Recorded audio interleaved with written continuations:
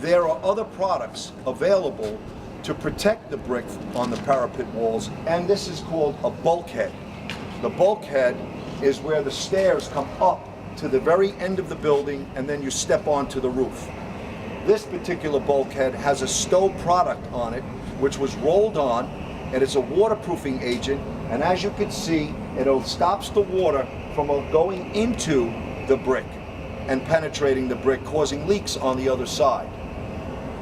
The products that are available are very, very often used on parapets and bulkheads because it's less expensive than the system I described before when we talked about the aluminum cladding.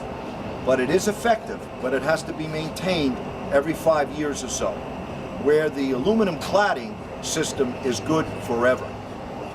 The waterproofing agents allow the brick to breathe, unlike the tar system that I described earlier.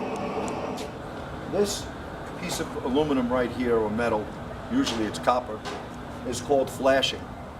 What you have to know about flashing is that most of the time the flashing is not just around the bulkheads, but it's also around the parapet roofing.